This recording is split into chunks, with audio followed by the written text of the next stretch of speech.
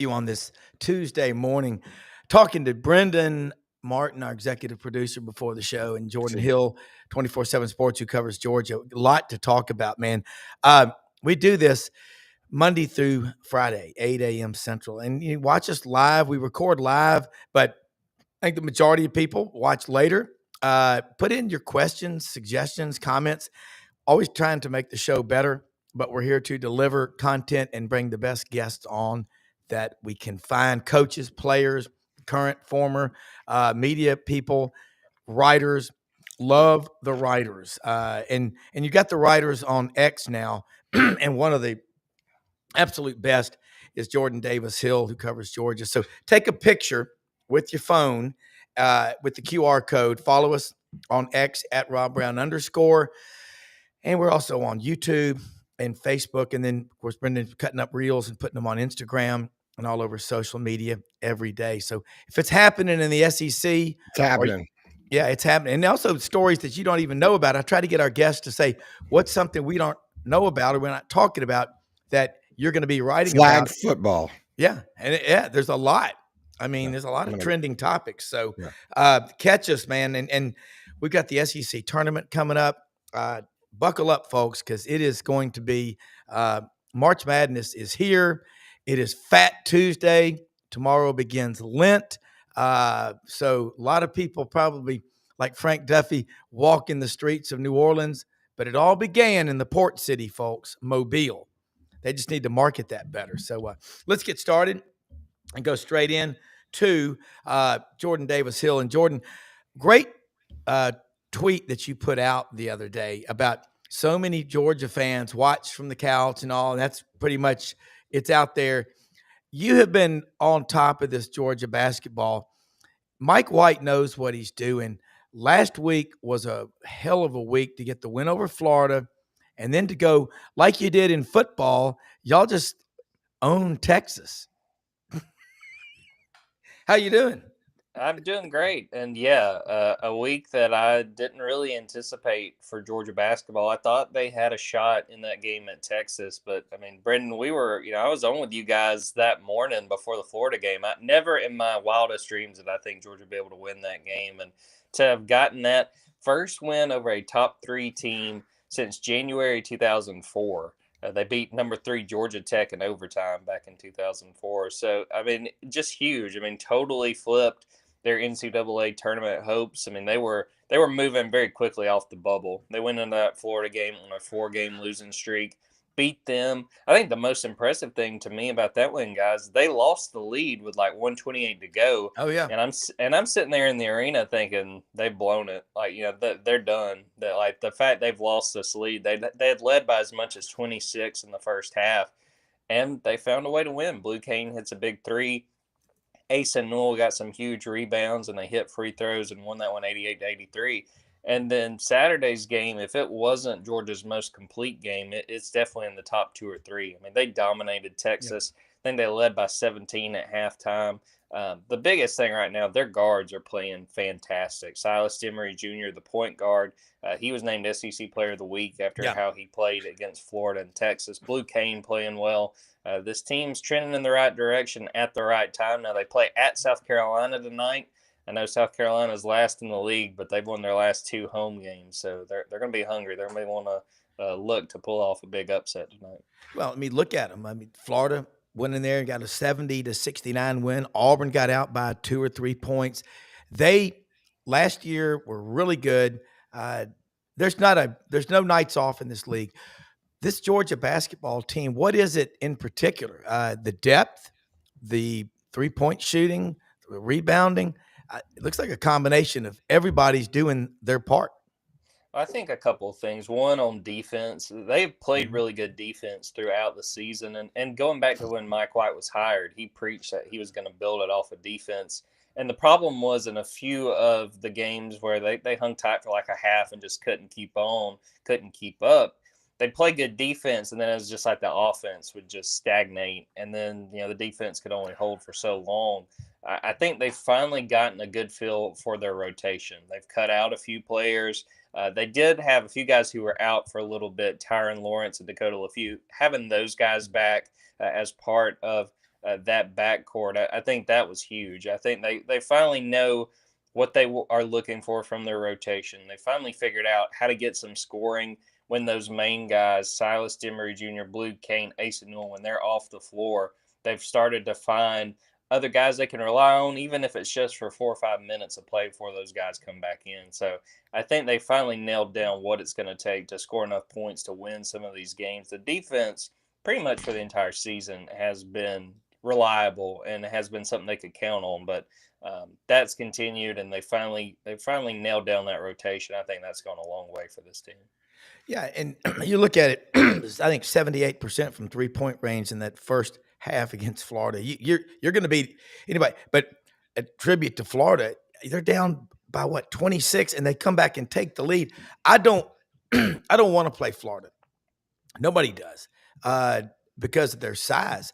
You look at Georgia; they don't have 5 guys 6'10", but they seem like Blue Kane. Is he the glue on that team, or is he the unsung hero? What is it about him? And like you say, Demery, and Asa Newell. Everybody says he's just a one and done. He's just stopping by for, as Chuck Oliver always says, for a cup of coffee. See ya, I'm out of here. But I don't know. I mean, he's what, 6'10", 6'11"?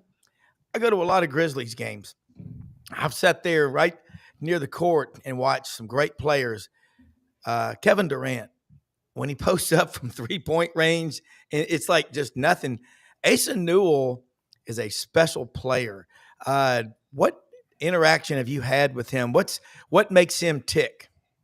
Going back to Blue Kane, I think you're right. I think he is kind of the glue guy, not only because when he really gets going offensively, it feels like this entire team is moving in the Yeah, right direction. I'd say that for him and Silas. But Blue's the guy that you look up. I think he had like 9 rebounds against Texas. Like he just does all the little things, yeah, doesn't turn the ball over. And with Asa Newell, super impressed. Now, he's a guy that came in this summer and was like, "Yeah, I look at myself as a one and done type of guy." I will be okay, really curious. yeah, I think as of now, I'd say he goes, but the last ESPN projection I saw had him as like the 20th overall player. If you get the right NIL package, you may be able to convince him to stay and then try to be a lottery pick next year. So, not necessarily a done deal, but I'd say if I had to guess right now, I would say he'll go pro. But yeah, I mean, Ace has been impressive. What I have appreciated the most, and I'd say it's different in basketball compared to football, because basketball you can go one and done, yeah, so you put more on the freshman. But I mean, he's essentially been a team spokesman from the start, and not only done that, going out and done post game interviews, but I mean, he's a sharp guy. He's a guy that they trust in those situations. I've never seen him say something that made me go, yeah, oh, that's a freshman talking. I mean, he's got a really good head on his shoulders. He understands the moment. He understands a lot of people are looking at him as part of getting Georgia back to where it's just competitive in college basketball. I mean, you can't say that for probably 10 years, which is the last time they made the NCAA tournament. So, no, super impressed with Asa. Again, fascinated to see what that decision winds up being, because I don't know that it's necessarily a done deal that he's gone. yeah. I Hey, don't either. Yeah, I don't either. Look, I don't know Mike White, but we had Mike White down in Florida. Great coach, great basketball coach. Really, really, he kind of ran out of town a little bit unjustly. And I never, but Todd Golden and him sort of similar coaching styles to me, with the importance on defense. And Georgia's played great defense, specifically thinking about the Kentucky game, where they held like number 2 shooting team in the country to, like, I don't know what the stats are, but I'm just referencing the fact that defensively and fundamentally, Coach White, it seems to have them playing like the Gators are playing, in a sense, where great defense, great rebounding, concentrate on playing as a team. And I think that's, those kind of teams can come back from huge deficits, right? yeah, Those are the dangerous teams, because they just go back to the source, right? They go back to, okay, guys, we got to get back to where we were. Let's play our game, right? I thought that I didn't think that game was going to be super close. I thought Florida would win, but just talk to me about Mike White and that comparison to Todd Golden. Do you see those comparisons? Yeah, for sure. And I think something you hit on there, Brendan, even going back to last season for Georgia, which, they wound up getting hot in the NIT, but they were never really a threat to make the NCAA tournament, probably by the time we got to February. But even last year's team had a penchant for getting down 15 or 16, and I'm getting ready to write my story and waiting to walk down the stairs to go do interviews, and all of a sudden they get hot, and it's the thing that they build uh, their attitude is about playing defense first and getting stops. And Mike White's a big, okay, let's win this next 4-minute segment. Let's win this next 6-minute segment, like breaking down the game. And that's the thing too. That's what fascinates me, not only about the NCAA tournament if Georgia gets there, but the SEC tournament. I mean, I think that it's a team that I think the last projection I saw said Arkansas, which would be really interesting. That was a good game, but a situation where if you see Georgia get down, I would tell folks who are watching this, don't turn the channel, because if they get down 15-16, they're going to fight their way back. And it is fascinating to me, Brendan, when you consider the Mike White situation at Florida. I mean, I think it'd be hard to argue it didn't work out best for everybody involved. They got Todd Golden, who I think is going to win a national championship at Florida. I'm very impressed with Todd, a good young coach. Mike gets a chance to start over. Think about the pressure he stepped into. I remember reading about, him walking in and, there's the Billy Donovan. I don't know if it was a banner or something, but someone hit on, I mean, he's replacing Billy Donovan. Those are big shoes to fill. Yeah. I think everybody won in that situation when Mike leave, and Georgia certainly did, because he took over a dumpster fire. And we're talking about them being in great position to make the NCAA tournament with 2 games left in the regular season. I'll make a statement too. For years, and we always heard it, I did growing up, Coach Bryant, if Florida ever gets their act together, we're all fighting for second in football. That's Georgia basketball. That's the scary thing, because just Metro Atlanta, 22 counties, 6.5 million people. We're over there a lot. We're getting the pull from Mallory to come spend spring break down there in Atlanta. I mean, which I love, because the Braves, well, yeah, they might have an exhibition game or something, but Georgia basketball, watch them this year. They're relentless. You can't shake them. You look at them against a lot of the best teams, and you try to pull away. I know in the Florida lost to them. The Auburn, both Auburn games, they're not going to give you anything. You're going to have to earn it against the Dogs. Recruiting wise, what's happening there? Because again, you're right next to Atlanta, and these SEC players are staying home.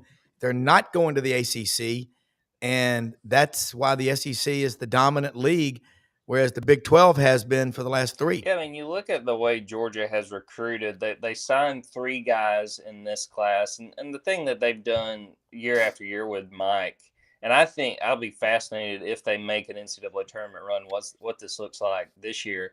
But they've done a great job of recruiting the portal. But, we talked about Silas and Blue earlier. Those are 2 guys that were lined up to sign with other schools when they got them. This would have been 2 years ago, because Silas was going to USC. They have a veteran guard who decides, hey, I'm going to come back for another year. Then Silas opens it up, and he winds up coming to Georgia. Blue Kane's going to go to Georgia Tech to play for Josh Pastner. Josh Pastner gets fired. He opens it back up and winds up coming to Georgia. So they've signed 3 guys in this class. Jacob Wilkins, I think I've talked about before. That's Dominique's son. People are excited about him.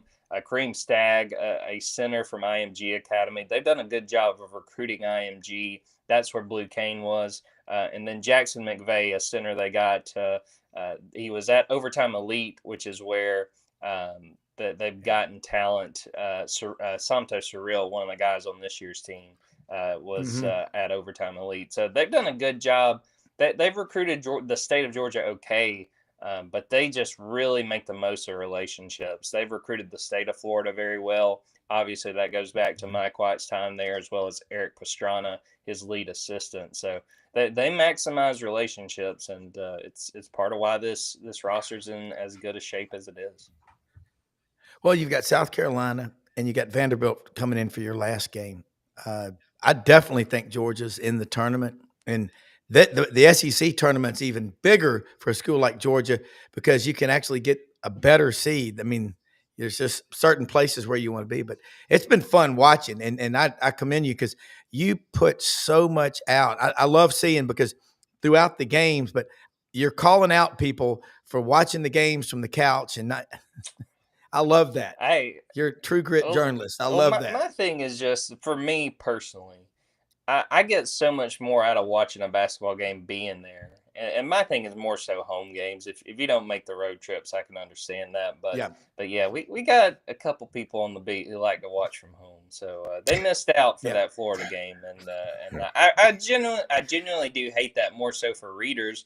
Because if you're reading, you don't really know. But yeah, if I can be there, I'm going to be there, and that's a big part of the job. Hey, look, don't count Mike White out. Don't forget in 2016 and 17 when the Gators weren't projected to do anything and they ended up at the Elite Eight. Yeah. So he's a great coaches know how to coach in March, right? So hey, I'm always going to root for Chris Chiozza. That I've got a cousin that is cousins with him, so I've been following Chris pretty much. Once he got into high school, we've been keeping up with Chris. Well, Chris played at White Station where my kids were here in Memphis, so they all watched him play, and he went to Florida.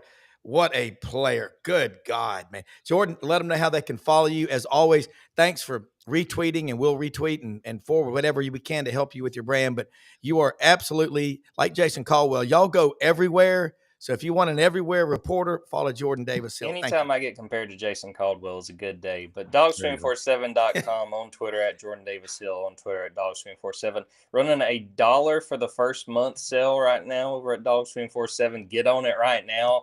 We got Georgia basketball making this run. We got spring practice starting a week from today. So there's not a better time to get signed up over at dogs247. Absolutely, man, because it's nonstop. Get on X alone. It's worth it, man. Thank you. Thanks, Jordan. You bet. Jacques Doucet. And Jacques, I'm always embarrassed when I reach out to you on Siri. I was doing an audio text. I was on the road all day yesterday, all over the Mid-South for work. And I send you Jacques. I know how to spell it. And Siri calls you Jack. And I came back and I said, so my apologies. But you also work nonstop, 2-time sportscaster of the year in Louisiana, WAFB Channel 9 in Baton Rouge. Lots happening. LSU baseball. It's a big deal. We talk a lot, Buddy Martin does, about back in the day, Florida football had more writers than anybody following that. Now you've got more writers following LSU baseball than some SEC schools do following their football programs. So let's talk about the Diamond. Not that I'm ignoring basketball, but you can talk about that as well. Well, good morning. Brennan, are you taking Kevin Costner's place on Yellowstone? I like that. Yeah, absolutely. And I live in Ocala, Florida. It's like a little bit of Yellowstone around here, I got to say, with the development of the World Equestrian Center. And now we have this seasonal person that comes in. They do hunter jumpers and all these different things and all these disciplines with horses. And now we have these people that come in for the winter and they leave and they come in for the summer. And it's like they're all out of the cast of Yellowstone. Every single one of them is out of the cast of Yellowstone. So I'm just trying to fit in, Jacques. This actually comes from Hewlett and Dunn, one of the great sponsors that we have at our show. One of our sponsors. I'm getting him some wild boar boots this week. Looks great. Look, those just like Yellowstone, those damn tourists coming in and out on our beautiful place here. Get out of here. Sounds beautiful and dangerous all at once. If it's like Yellowstone. So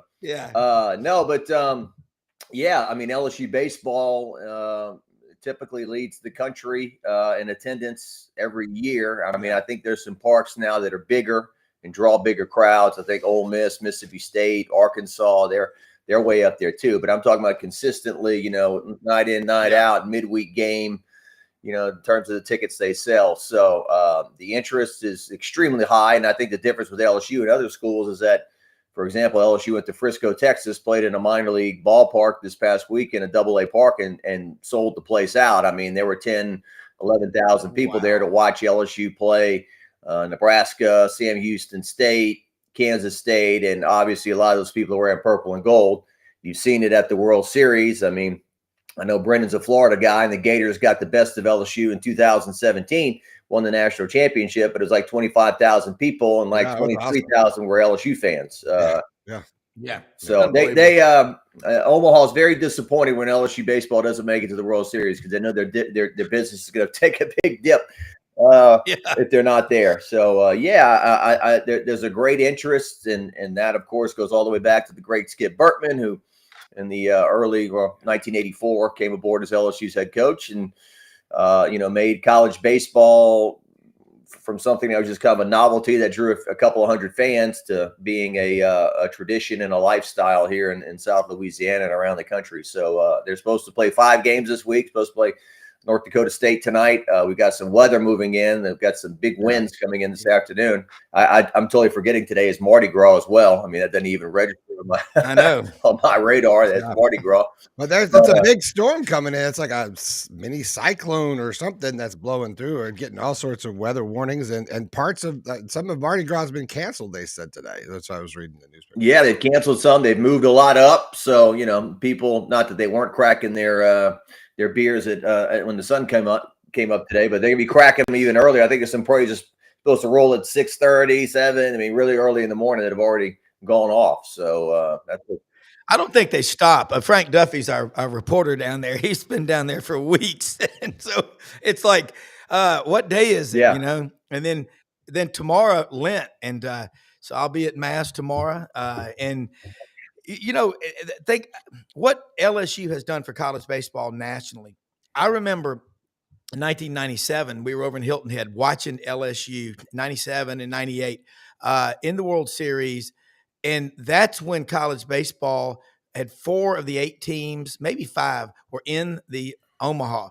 And they tried to change the way it happened, and we still stack it. And when Frank goes out there to Baton Rouge, remember you ran into Frank out there in his RV. I think he had come from California, and he told Rhonda, his wife, he said, look, if the Tigers get to Omaha, we're going. It may just be for a few days. 12 days in Omaha. He said that ride home, there wasn't a lot of talking. she just gave him a list of demands. But God, I just love college baseball like I do every other. Yeah, well, I'll tell you what, I when LSU went there in 2023 and won the national championship, that was definitely a professional high for me to go there and be there for 2 weeks. Wow. The weather on some mornings you get up in Omaha and it's in the high 60s. The weather is fantastic.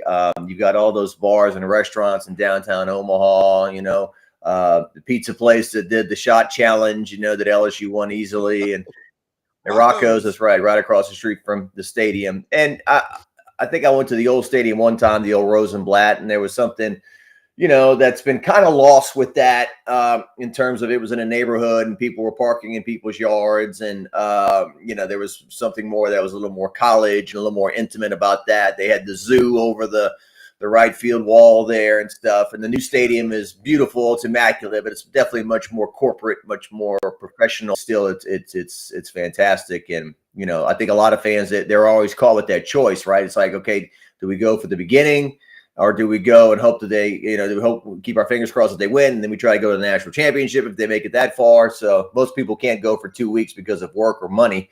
But it's a wonderful thing that they do up there. It is. All right, let's talk LSU basketball. What you think is going to happen? This is year 3 for McMahon, and we know about a big commitment for NIL for basketball, but what do you think will? Well, I'll tell you what, I mean, we might be the only ones talking about LSU men's basketball. You take a look at LSU. We'll be brief. You take a look at the LSU sports scene, and it's like, gymnastics won the national title last year. They're packing the house. They're highly ranked. Baseball is 1 or 2 in every single poll. We just talked about them. Women's basketball, they've had a couple of losses, but they're still going to host in the NCAA tournament. They got a shot at making a run in the big dance.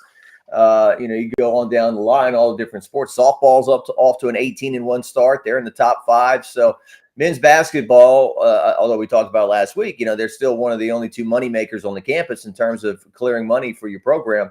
But, and you take a look at Will Wade, LSU's former coach that they fired, and he's down in McNeese, and he's won back-to-back Southland Conference titles in his 2 years at McNeese. I think his conference record is something like 35 and 34 and 2, I think, in 2 years there in the Southland. So he's tearing it up. They're going to host a conference tournament, got a chance to go to the NCAA back-to-back years. So I think LSU's taken a look at it and said that we can't afford to fire Matt McMahon and pay him $8 million, then pay off his assistants as well and hire a new coach. It's to get too expensive. So let's try to give this guy some support and give him some roster money. And I don't like talking about this stuff. To me, it's just a big turnoff. Yeah, I don't like reporting. Well, Auburn's got $8 million invested in their roster, so LSU's only got $2 million, so we need to up the money and all that. I mean, I think the average fan is turned off by that. I mean, just like in sport, they are. Just like in pro sports. I mean, does anybody watch ESPN and they say, well, this guy's got a new 5-year, $50 million contract with a bubble signing bonus? I don't know if we're selfish by nature. How does it affect me? How does it make me feel good?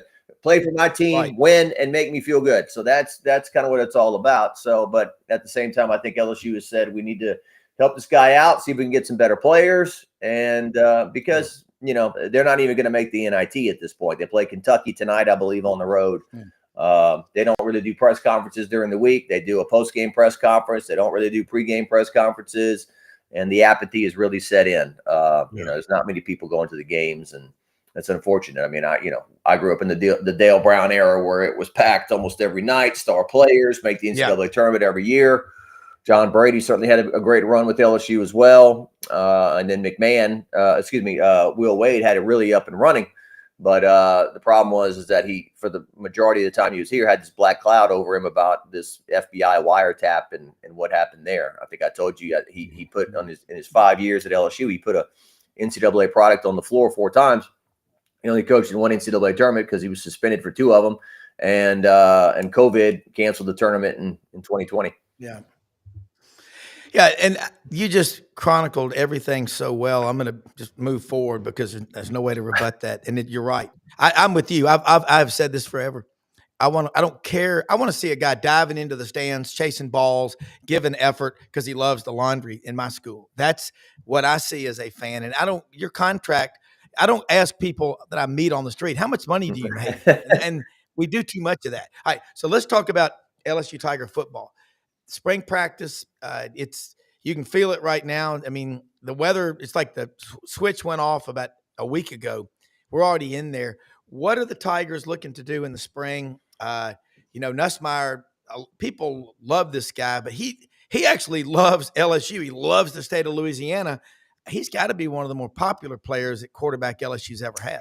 Yeah, he grew up in the Lake Charles area. I think the average fan would say he had a very good year. The interceptions need to come down. They need to give him more support. I think the interceptions sometimes were a product of his decision making, and other times they were a product of he's trying to do too much is on his shoulders, and he's forcing the ball. And the second half of the Texas A&M game was really bad. The Alabama game was rough. The Georgia game, the Florida game on the road when they, lost those 3 games in a row. But I think in some Vegas odds, he's the favorite to win the Heisman Trophy. I think Jaden Daniels was second when he won the Heisman Trophy. So he's following. All of a sudden, LSU's gone from a kind of a quarterback graveyard for a decade to now, putting pressure on the guy starting to be the next Joe Burrow, Jaden Daniels. So I think he, when he's in interviews and whatnot, he's very modest. He's definitely not a kid who is full of himself and reading his own press clippings. I think that's a big product of his dad, Doug Nussmeier, who's now going to be coaching with the Saints an hour down the road with Kellen Moore, the new Saints head coach. And so March 8th is the first day of spring football for LSU. I don't think we're allowed to go to a practice until 11th or 12th, which is next week. And so LSU is looking to replace a defensive line coach. They just lost Bo Davis, who came aboard for just 1 year. Now going to the Saints. The Saints and LSU have had an interesting relationship over the years. I know some LSU fans have gotten very irritated with them for passing on LSU players when they could have drafted them. Jarvis Landry, Patrick Queen, a few others. They didn't take them. It's almost, LSU fans view things, a certain way. They hate LSU players and never draft them. And now they're stealing our coaches. So took Bo Davis. So Brian Kelly going into his 4th year. Has anything really changed in terms of pressure being on him when you're in a 10-year contract and it's 90% guaranteed? I don't know. But certainly I think this year everyone is expecting, okay, considering what you got in the portal, considering you got your quarterback back, the schedule is not terribly daunting, I don't think. You should be in the playoff this year when there's 12 teams. Yeah, and we're going to go to 14. We're going to go to 16 before we know it. Brian Kelly, you've had a chance to interact with him a lot. Is he really loving being at LSU? I mean, you're right. The quarterback position at LSU has been elevated to one of maybe the most high profile quarterback position in America. When you look at Joe Burrow, look at Daniels, my God, and it wasn't working at Arizona State. Something magic happened there. So Nussmeier, you're right. What's a number that LSU fans? You're not going to put the number out, but what are they expecting this year? What are they like? We got to do this, but again, you can't do anything with the coach. You just got to move the staff around. It's too expensive, and if that house settlement goes through, there's a $21 million assessment on top of that. Well, I think I don't want to say 10-2 is going to be the bare minimum, but I think 10-2 safely gets you into the playoff. Taking a look at it, you had some 9-3 teams that got in this year. Now, will next year be different? I don't know, but once again, you're playing one of these. I always call them these Daytona 500 type games where you play, this big one right out of the chute, and you're going to Clemson first game of the year. Now, Clemson may not be what they used to be, but still, I mean, that's Death Valley. That's a huge crowd, and that's a team that can certainly beat you if you don't play well when you're going on the road, starting 0-1. That'd be 6 straight years of 0-1 for LSU. They haven't won a season opener since Joe Burrow and company in 2019 when they beat Georgia Southern. So, Brian Kelly's 0-3 in season openers, and so that always starts things off with and then you got to go put a lot of wins together in a row to kind of get people back on track. Okay, we got a shot, and then lose another one. So he's lost 3 games or more his first 3 years here. They've been good. They haven't been great. And so that's the deal. Trying to take the next step this year to becoming elite in a conference that's now got 16 teams and tougher than it's ever been. Yeah, and I think that kind of an underrated story of Jim Nagy leaving the Senior Bowl to be the GM at Oklahoma. So with his experience, that is going to just make the league even tougher. You think Oklahoma – they're not going to allow that program to do. LSU, you're right.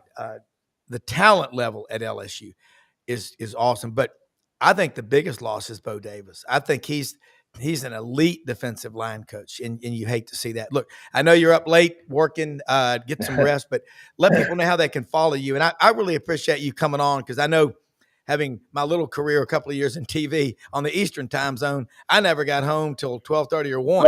And something happened on my beat. I got a call at 6 a.m. It's like some nights, you get back and you can't fall asleep till like 1. And then there's other nights where you fall asleep a little quicker. It's the way it goes sometimes. If I didn't have this show this morning, I would have woke up like at 6:30 and couldn't go back to sleep, and then the days you do, it's like, I could have slept like 10 today. No. But no, I enjoyed being with you. Thanks for having me on. It's all good. WAFB.com is our website. You can follow me on at WAFB9 Sports on Twitter. My previous account got hacked and lost it. I'm trying to get it back. Terrible. Elon has slashed the staff there at X, and so it's been hard to get back in touch with people to get my account back that had 92,000 followers. It makes me sick, but anyway, hoping to do that. But I just did an interview with Kramer Robertson, former LSU baseball star, who of course is the son of Kim Mulkey, and he gave a really good interview about his mom and the criticism she gets nationally and by other people, and talked a lot about her. So that's up on YouTube. That's really good if you want to check that out. Definitely. You are, man. I'm telling you, that's why you should be Sportscaster of the Year every year. But man, I'll definitely watch. That's on YouTube. Yeah, I just did it yesterday. Old Kramer came by. Kramer's now working at LSU. He's got a new role. He did minor league and Major League Baseball for a while, and he really is a very thoughtful interview. I interviewed him 3 years ago, and I'm like, man, you need to be like on the women's broadcast team the way you break this down and talk about it. So check him out. It's almost like, and too, I almost felt like telling him, like, you are, I know Kim's your mom, but you two are like nothing alike. Like Kim is like so intense and Kramer is just kind of like, just kind of like, mellow yellow with him. So yeah. I'm going to watch that today, man. Jacques, thank you so much. And we'll do it again next week or the week after. All right, Rob. Appreciate it. Happy Mardi Gras. All right. Thanks, Jack. We should be down there partying Love with him today. I don't know why we're here. I know, and just the Bacchus float. Someone sent it to me last night. Had Shaq is there. It is just debauchery down there at Mardi Gras. Let's say something before we introduce our good friend Yancy Porter. Winter Timber Outdoors in Athens, Alabama. They are open every day of the week, and they're going to be in a town near you sooner than later. It is turkey season, folks. They got all the slate calls, the box calls, everything that you need. You've got to have the right camo. You got to have the right calls, the right ammo, the right guns. They have over 2,000 shotguns, rifles, and handguns in the store in Athens, Alabama. It is a beautiful store with a staff full of people that know what they're doing when it comes to the outdoor life. Get all the gear, Sitka, Dixie decoys, duck camp. They've got all the hats, coats, gloves. When you're turkey hunting, you got to have ground blinds. You got to have cover. Turkeys can see and hear like nothing else. If they could smell like a deer, you'd really be in trouble. You'd probably never kill one. But all your choke tubes, everything, the Rete, Masimara, GPS, BOGO, buy one, get one free. Take a picture with your QR code. Winter Timber Outdoors in Athens, Alabama. Got a store under construction in Auburn. About to announce something in Memphis here soon. And Landers, Ford, Memphis, open Monday through Saturday, 7 a.m., 7 p.m. Drove by there yesterday. Big lot, Poplar and Houston Levy. Huge inventory. Also, pre-owned vehicles. Brad Bellamy, our good friend, is the general manager. You can go see him, talk to them. If you're trying to get into a vehicle, they will help you. There's a lot of opportunities right now on the Fords. Again, huge inventory, and they will pick you up, provide round-trip transportation if you have to have your vehicle didn't serviced. he tell me to come down and get my car? I was on there. Didn't Brad tell me last Friday to come get my Bronco? He said, come talk to him. Yeah, he said they need to see you in a Bronco. They've got a special 6'4" version with a sunroof for a man. I mean, can you imagine you and I rolling around in 2025 in a Bronco? We go all the games. Yeah, I mean, they are good. I love those Broncos. I want to put some. I think with the big tires on it. I think that looks badass. Yeah, they've got them. They've got the Sasquatch package. That's what I'll drive the old Terry Bradshaw Chevy up to Landers. We'll trade it in for a Ford, and we'll make a big video about it. How about that? See, there it is right there, that one with the canoe on top. They've got a soft top and a hard top Bronco. And don't forget, take $500 off as an SEC Sideline Sports member or audience member. Yep. You call in, ask for back, you get $500 off. Bam, there you go. So we got to love Landers. And it's a cool place. And you go out there, great service. They are all over the Mid-South, and they'll deliver anywhere. You can do it online, folks. It's really easy. You put all the information in, they'll walk you through it. But they've got dedicated people for that purpose. Hey, from across the pond, our first guest on Sidelines, who's in Europe. I guess he's over there trying to bring peace with Zelensky. I didn't know he was in Europe. We left the damn guy on hold for like 20 minutes. Yeah, Europe's just north of Grenada, isn't it? God, Rob, you got to know. I got to tell you, guests are on hold for like 20 minutes. So like, this guy cost him $100 just to be on hold. Well, you know, yeah. Oh, I was thinking of Eupora, Mississippi. That's down near Louisville. Where are you in Europe, Yancy? A little town by Frankfurt. Came over here about a week ago. Wanted to check it out. No. Are you in Dusseldorf? No, it's not Dusseldorf. Oh gosh, I can't think of the name of it right now. I'll tell it to you in a minute. It starts with an S. Like he doesn't want to tell us because he's on a secret mission. Secret location. Want anyone to know where he is, and there ain't no sports or internet access out there. That's all he needs. Hey, Yancy, I was at a train station in Frankfurt one time, and I do remember hearing 5 songs, and 4 of them were like Johnny Cash, Elvis, Carl Perkins, and a Tina Turner song. They love American music and culture over there. In fact, they love it more than a lot of people even. Rob, I think you're a secret closet Tina Turner. Like I've heard you reference Tina Turner now several times. We want to talk about this? Is this the thing? Well, I saw the Tina Turner Museum on I-40 yesterday when I went past Brownsville. You've been there, though. You've gone in there. Come on. I didn't stop. I was But too you busy wanna yesterday, but I do want to go there. She can sing from Nutbush. God, she could sing. She could sing. Oh, yeah, I SANG. love Tina, man. She was the best, man. Yeah, Awesome. Tina was Yancy, good. hey, R.I.P. she is. Tina. And also, so are you. I turned on Rebel Yell Hotline driving back yesterday from Jackson, Mississippi, Tennessee, and there was no Rebel Yell Hotline. And I'm Yeah. going, what's going on? But it's, hey, you know where you can catch it? Monday nights at 6 p.m. on Sports 56 WHBQ out of Memphis or Super Talk, Mississippi. It is an awesome show. And by the way, before we do that, because we always have Toddy. these guys in, so we're going to bring in our other phone line guys, our 2 phone line guys, and Rodney Orr and Tighter Insider. There we go. My boy Rodney. Rodney, RTR, Rodney, how are you? I'm doing well. Do you want me to? Do you want me to? Yancey's Do in you want me to Germany. say WDE? No, hey, all I can tell you is this, Rodney. We have got so much to cover right now. So I having y'all two on here is a lot of fun because I learn so much. But let's get going and get started because we got a hot basketball race going on now. We got spring football starting. We got baseball, and Yancy, you're over on special assignment in Germany. So let's talk about it right now. And I'll just say this: put these rumors to rest if you can. Oh, Chris Beard's got the love for Indiana. He's tied to the coaching tree at Indiana. I just don't see him wanting to leave the John and Sandy Black Pavilion in Oxford. Indiana was big story 20 years ago, but I think Ole Miss has more upside now because simply the Grove Collective, and they're in the SEC.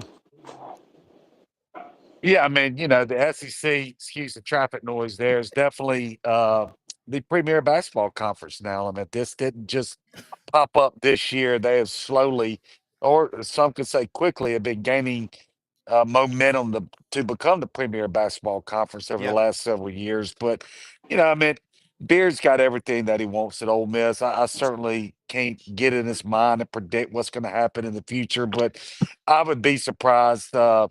Actually, a little bit surprised if Indiana offered him the job. I don't think that's going to happen. I do think that Beers, he did get offered last year by Arkansas, and that was the one that everybody was really worried about. He has a lot of ties to Arkansas. A lot of people in his network are from Arkansas, and if he didn't leave over there to Arkansas, I'd be a little bit surprised if he left for Hey, Indiana. let me jump in, Rob, and ask real quickly him a question about that. Yancey, think about this. When Beard got fired at Texas, I mean, who took him? Exactly. Ole Miss. I mean, Ole Miss, doesn't there have to be some sort sense of loyalty there with that? Would you think? You would think so. You would think so. But I mean, does that mean it ties him down to that school forever?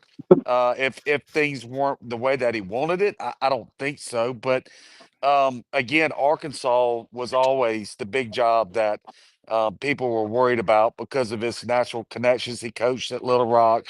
Half of his uh, uh, and his people in his network are from Arkansas. And there was, they wanted him really bad. And then obviously after Beard turned that down, they pivoted over there and got Cal, and I think Cal will do really good things over there. And I don't foresee anything happening with Beard, but that's not even nobody's even talking about that right now. It's just trying to beat Tennessee on senior night tomorrow night, trying to improve their seeding. They lost 3 games in a row, and they weren't playing really well. And they're still not playing defensively like they had played, the first 25 games. So that's really what they're really focusing on. I believe the last 4 opponents have shot over 50% against Ole Miss from the field, which is really hard to do. So they got to get that defense shored up before tournament time. Yeah. Rodney, Alabama's closed with Florida coming to town and then going to Auburn Saturday. If they split those two, they should move up in the rankings. I mean, they should not move down. And I don't know if anybody has a tougher close. The way y'all lost at Tennessee the other day was all, I mean, it's awful to lose. That's gravedigger bad. But talk about what the goals are right now for this team. And as long as Nate Oates is there, Alabama's going to be in the hunt for winning everything. Mm-hmm. Yeah, it was a gut wrenching way to lose. I mean, you blow it about 12 different ways in the final 30 seconds, no doubt. And, Nate Oates stepped up and said, "Hey, look, I didn't do a very good job there at the end. This one's on me." And so he took responsibility, ownership of what happened in Knoxville. But, the thing about that is, Rob, you've talked about the SEC so much and just the rivalries and all of that. And it's like when Alabama and Tennessee play in anything can happen, and usually does. I mean, it's usually the unexpected. Just when you think the game's won, Stacey Harrison sweeps in and blocks the kick and sets Phillip Doyle up for a 47-yarder. And I mean, it's just same thing in basketball. I mean, it looked like the game was really in hand there in the last closing seconds that Alabama had. Yeah. Well, you looking at the end, and Rodney, come back to us if you can, but that 35-foot shot at the end, Yancy, I don't know if you saw it Saturday. That's a gut punch. In Alabama, you don't know what they're going to do. They can go in a track meet like no other team. And I'm with you, Yancy. A lot of people outside of the SEC are talking about Chris Beard going, but I think it's not going to happen. Yeah, I mean, I don't see it happening. I really don't. He's got everything that he wants here, but I mean, you never can tell with coaches these days. I mean, it's like football players now, right? With the portal. I mean, you don't ever know what's going to happen. But I would be surprised. Again, the one that was really everybody had their eye on, nervous about was Arkansas because of his natural connections over there. So when he turned that down last year, I'd be surprised that he would move out of the premier conference to go to the Big Ten. For one, and a lot of people put the Indiana deal. They mistakenly think that he coached over there for 10, 12 years under Bobby Knight, but that was at Texas Tech.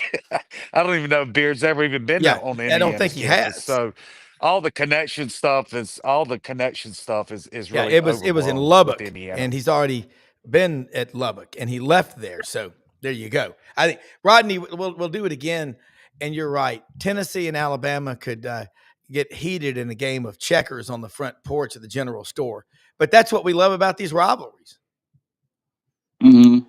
Yeah, I don't know where you lost me, but anyway, I don't know where you lost me. We're having the 3-point shot was going up, and you drove off the road, and I lost you after that. No, actually, I didn't. I just said it is what it is, But anyway, it's typical Alabama, Tennessee, whatever they play in, whatever kind of game. So, but like I said, moving forward, Rob, you talked about a split possibly or whatever. This is going to be a tough. You got Florida coming here, then you've got to go to Auburn. If you can pick off one of those two, like you said, I think it'd be really a great finish, considering the tough schedule that you had down the stretch. I think the last 7 opponents were top 25 teams. So tough stretch here that Alabama's had, but regardless of what happens, you move on. You don't forget now, last year they kind of collapsed at the end of the year. At the end of the regular season, they lost in the first game of the SEC tournament to Florida, and then they go on this run in the NCAA tournament. So you got to be playing your best at the right time, and that's usually tournament time. Yeah, Yancy, he's right. Alabama's the kind of team that you worry in a tournament because they play balls to the walls. They love to score over 100. They do it a lot. Ole Miss is more of a grind team. What's your best case scenario for Ole Miss, and what do they need to do, and where do you see them getting a seed? I think right now they're sitting on about a 7 seed, but they've got Tennessee and Florida to end the season. It's kind of the same story all over the SEC, right? It just seems so difficult. They got to go on the road to Florida, so they really need to get the game in Oxford against Tennessee. Tennessee's a different team on the road than they are at home. Although, they're still very worthy on the road, but I think them playing Tennessee at senior night at home could give them a boost. They just need to get off the schneid, and they did against Oklahoma. Again, they've got to correct some issues on defense, which is so unusual under Beard. But 4 teams in a row shot over 50% for the game. And you might could go through Beard's whole coaching career and that hadn't happened. So they got to fix those issues, and making the tournament is really not a question mark at all. It's just how are they going to be playing when they get to the tournament? All right, let's switch gears and talk about a sport near and dear to our hearts: bowling. No, football. All right, spring practice at Alabama, and we'll start with you, Rodney, and then go back to Yancy. The quarterback position at Alabama. I mean, it's such a high profile position, and I think you've talked about Ty Simpson he just gets a little bit better every year. He's a coach's son. He's got a younger brother at Martin, Tennessee, Westview High School that's coming up through the ranks. Don't know where he's going to go. I don't even know if he's made his decision yet. But he's only like in the 9th grade, but he's really good. Yeah. He's already setting records. Yeah. And so you think about Ty Simpson, and you are so good at chronicling the quarterback position at Alabama. And defensively, you've got things. Let's talk about Alabama's goals going into spring practice. What do you want to see them accomplish to give you a lot of optimism heading into the 25 season? Well, first of all, they've got a lot of guys that are going to be either not participating or participating on a very limited basis. So I think that gives you a lot of opportunities with young guys. Like, let's just take, for example, left tackle, where Caden Proctor is going to be really limited. So that opens the door for other guys. I've heard a lot of buzz about the true freshman, Jackson Lloyd out of California, 5-star rated player by some. I mean, he's a guy that's 6'7", 310. They talk about he's got an NFL body right now. He's extraordinarily athletic. I think he's been a guy that's gotten a lot of buzz, and again, I'm not saying he's going to start or anything like that. I'm just saying these are guys are kind of guys going to have the opportunity. There's about 7 or 8 or 9 or 10 of them that these newcomers, whether they're transfers or early enrollee high school players, they're going to have an opportunity to step in and gain some tons of experience. And here's the thing too. If you look at what DeBoer did last year, kind of different from Saban a little bit. They threw out some of these young guys early in games. I mean, you'd look up in the 3rd possession of the opponent, and there would be 2 young corners in there. There'd be another safety, and you're like, wait a minute now. I mean, Saban didn't do that. You might have gotten some mop-up experience, this type of thing, but DeBoer is showing that he's not really afraid to throw young guys out there. So I think, Rob, to get to your point, just the opportunity to develop in a lot of young players. I think with Ryan Grubb here, it's going to be interesting to see how this quarterback situation kind of develops. And just a lot of things right now that I think sound positive. Yeah, and they do. And Yancy, talking about Ole Miss football, I was listening to Chuck Oliver talking about Lane Kiffin last week as a coach, and I don't know Matt Corral, like you said, he got some paychecks in the NFL, but Lane Kiffin, doesn't he get credit for working with Jalen Hurts at Alabama, or do they give that to Bill O'Brien or Lincoln Riley? But regardless, Lane Kiffin in college, his quarterbacks like Jackson Dart, who is having a really good combine. Now you got Austin Simmons coming in. He's there. He ain't going to play baseball anymore. What are the goals of Ole Miss in spring practice? And God, I wish I could sneak down to Oxford tonight with Perkins and Maureen and people going to see that Tennessee Ole Miss game. But they've got to have some goals. Well, I mean, you got to identify roles for everybody. You have 18 out of your 22 starters are gone. So you're going to have 18 new starters no matter what. That's a massive, massive turnover. Even in the portal era is still a massive turnover. So, they got to identify their best five on the offensive line. Certainly, you got a brand new group of receivers outside of Caden Lee. You got to identify your new running back rotation. Everybody from last season is gone, which I don't think anybody's crying about that from Ole Miss land. And on defensive line, you're pretty settled. You had six guys, that young pups that were getting ready to take over for the group of seniors last year's, and then you also returned some Taryn Perkins there at defensive end. Linebacker, you got some continuity with some linebackers, and secondary is going to be brand new. So it's just it's. I mean, you got to start from plan A. You got to start from scratch. Yeah, and Rodney, you hear what Yancey's saying, and you made great comments about it. The SEC, everybody now, slowly but surely, they're getting a general manager. Talk about the role of Courtney Morgan. I met Yeah. him at the Touchdown Club in Memphis. Real personable guy. He goes, "Anybody ever tell you look like Kirby?" I said, "What?" He said, "I look like Kirby Smart." And I'm like, "Well, no, I've never heard that before, but I'll take one of his paychecks. I'll take 1 month." But yeah, Exactly. but Courtney Morgan, he is from California, played football at Michigan. He was telling funny stories. He said Tom Brady was a senior, I was a freshman, both of us from California, and he used to always hit me up for my tickets, but I could see Courtney Morgan as a guy that owns the room when he walks in. He exudes confidence. He's funny, but I think he knows a lot about football. And he's got Nick Saban. He said the second day he was there, invited him in to talk to him to offer his support. What more can you ask for other than a taco burger from the Casa? I don't know. No, I mean, I think obviously, what Courtney Morgan does here in terms of helping manage the roster, personnel decisions, the evaluations, the connections. Yeah.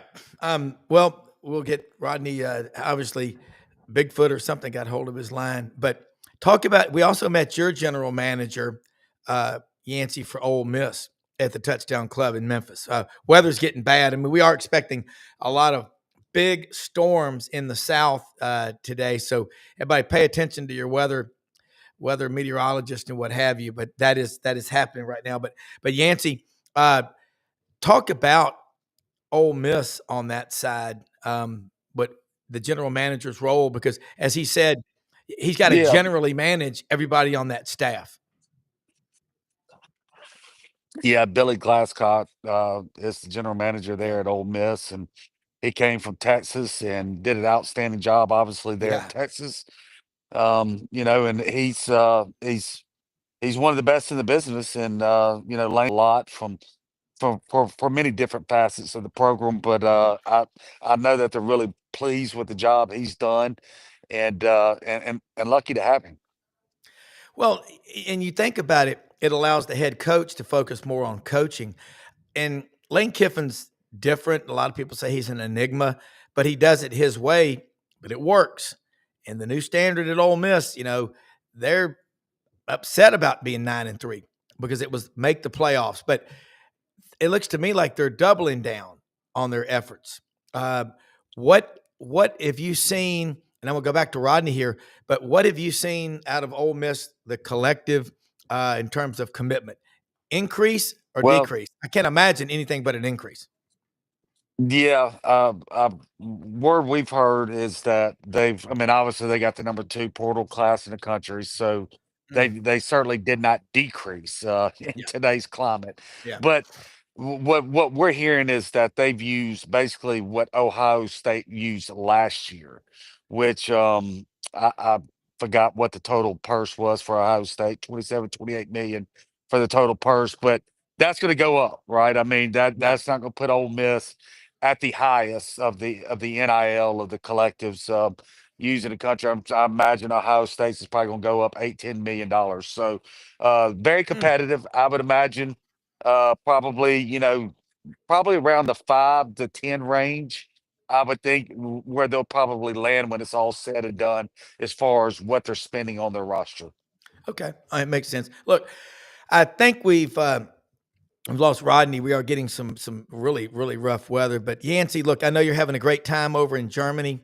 Be Yeah, careful it's over Mardi there. Gras out over here. Everybody's like Mardi Gras in Europe, and I was like, there's Catholics all over the world. Oh yeah, Mardi Gras just 1.2. hit New Orleans. Hey, 1.2 billion Catholics Dude, all over the billions. world, at That's right. least That's that right. we know But of it. it's Well, it's Yancy, it's huge. hey, look, It's be been a good careful time. over there, and be careful. I want to see get some pictures. We'll put them up on the show next week. Okay, catch him, Yancy Porter, one of the absolute best. Again, have a safe trip, and Ein Prosit, have a cold beer or room temperature beer they do over there. And thank you guys. All Y'all right, have you a bet. blessed day. You do too. God bless you. Rodney, before we go, we got you back here.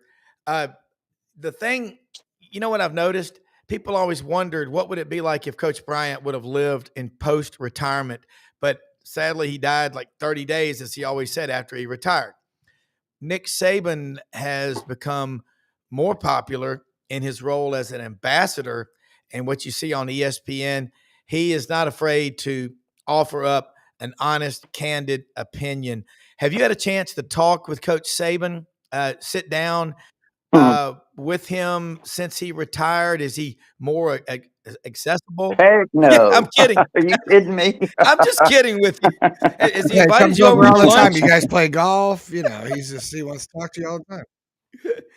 Hey, Rodney, come He's by for having lunch. I'll tell you connections. some He's stuff. having connections Yeah. issues. All right. Well, The storms Rodney, are coming, so we'll get him. We'll get him next time. yeah, and let's do this. Let me say I'll this. This text him. shirt that I'm wearing here, I got this on the 50% off rack. It's a barber shirt, Mhm. and they've got, I'm telling you, out at Hewlett and Dunn Boot and Clothing Company, they've got Duck Camp, Ariat, Wrangler, Filson, Barber.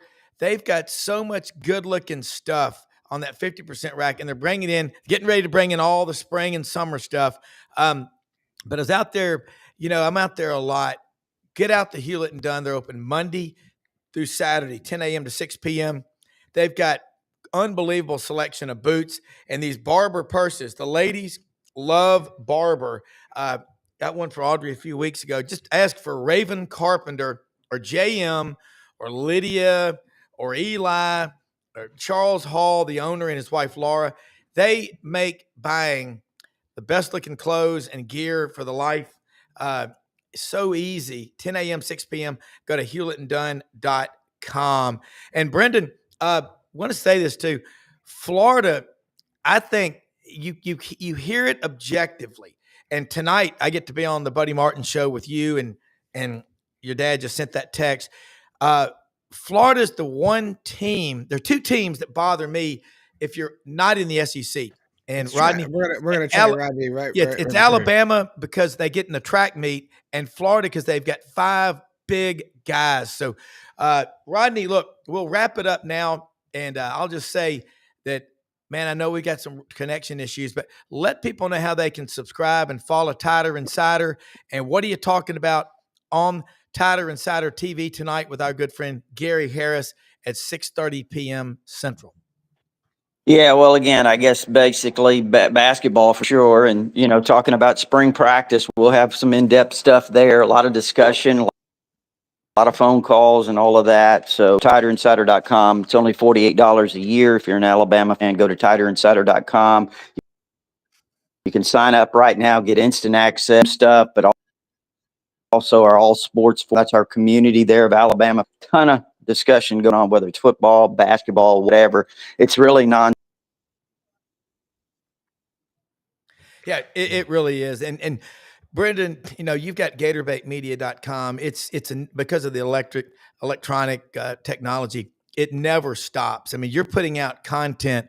I get the emails, you and friends, your dad, the whole staff there. But then there's so much happening. And I'm looking at this SEC race right now, Brendan. I mean, Auburn won the regular season. Now you got the tournament. You got March Madness. and there's so many compelling storylines. So we'll be talking about them tonight on the Buddy Martin Show, and it's on this channel every Monday through Thursday at 9 p.m. Eastern. And also, we'll do our show tomorrow at 5 p.m. Eastern on Wednesdays with Ronnie Sanders from AU Undercover, Doug Dean, and folks, don't worry about the time so much. Rob's old radio guy. Yeah. So he's thinking that we're going to broadcast at a certain time. Folks, you can watch this stuff. Yeah.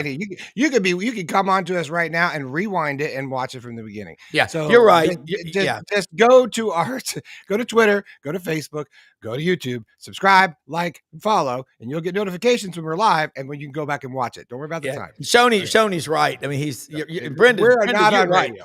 Yeah, we're not on radio. We are podcast. So watch us live or at your leisure. Most often we see the face of Christ in the least among us, folks. We're the most blessed people in the world. It is Fat Tuesday, Mardi Gras. Make the best of it with this weather coming.